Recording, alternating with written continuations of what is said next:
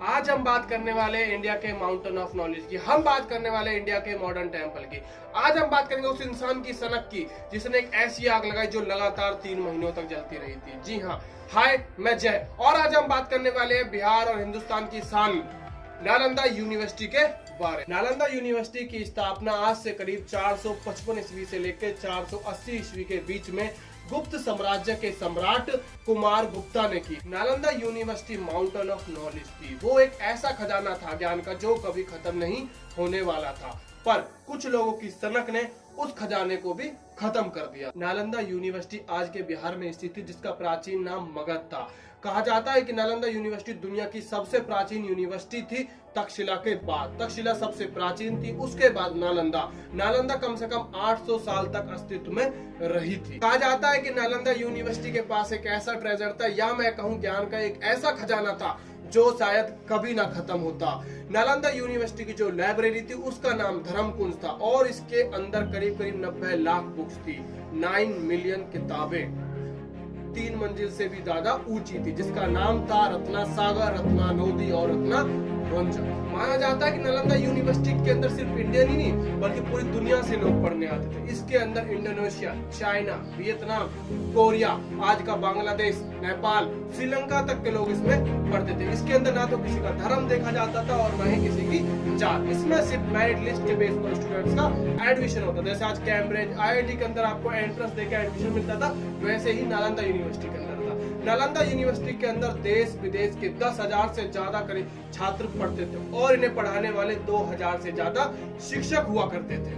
Nalanda university के अंदर केवल वेद और पुराण ही नहीं बल्कि medicine, astrology, geography, law, physics, chemistry, math, यहाँ तक कि 56 तरह की भाषाएं भी सिखाई जाती थी। इस यूनिवर्सिटी का जो वर्ग क्षेत्र था वो करीब 1.5 लाख स्क्वायर फीट था, जो इस यूनिवर्सिटी का केवल 10%। ये सारी जानकारी 7वीं सदी में चाइना से आए एक स्टूडेंट होंग सॉन्ग ने अपनी पुस्तक में लिखी थी।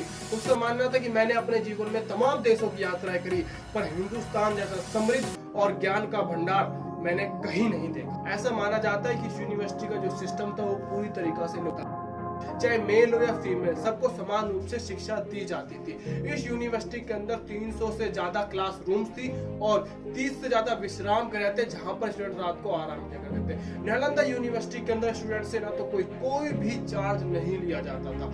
नालंदा यूनिवर्सिटी के अंदर जितनी भी शिक्षा दी जाती थी वो फ्री दी जाती थी। ऐसा माना जाता है कि खुद महात्मा बुद्ध भी 9 बार इस यूनिवर्सिटी में आए थे। पर 12वीं सदी आते आते पूरे उत्तर भारत पर एक संघ की, या मैं कहूँ एक ऐसी सनक का वर्चस्व आ गया जिसका ये कहना था कि वो उस पूरे इतिहास को मिटा देगा जिस पर उसका नाम था अलाउद्दीन खिलजी। जी हाँ, अलाउद्दीन खिलजी ने हिंदुस्तान की नॉलेज, वैल्यू, वेल्थ, आर्किटेक्चर और माउंटेन ऑफ नॉलेज को नष्ट कर दिया। ऐसा माना जाता है कि एक बार अलाउद्दीन खिलजी की तबीयत बहुत ज्यादा खराब हो गई और उन्हें कोई भी हकीम ठीक नहीं कर पा रहा था। मजबूरन उन्होंने किसी वैद्य को बुलाने के लिए नालंदा यूनिवर्सिटी अपने सैनिकों को भेजा। जब वैद्य आए तो उन्होंने उन्हें औषधि दी, दवाई दी, पर अलाउद्दीन खिलजी ने दवाई लेने से मना कर दिया। वो बोले कि मैं हिंदुस्तान की सरजमी पे बनी कोई भी चीज का सेवन नहीं करूंगा। मजबूरन उन वैद्य का नाम राहुल था। उन्होंने उन्हें कुरान पढ़ने की हिदायत दी और कहा कि आप कुरान पढ़ो।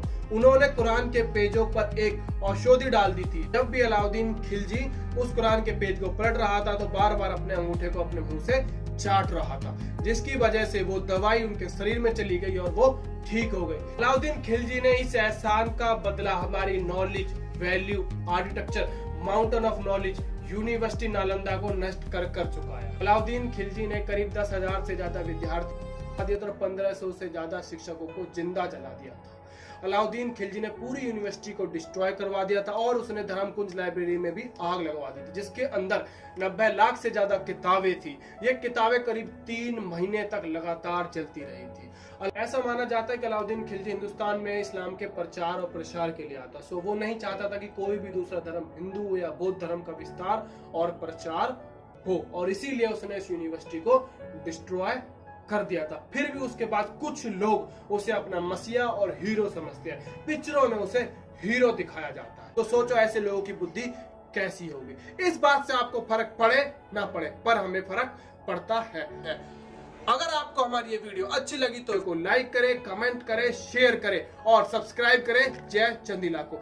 जय हिंद, जय भारत।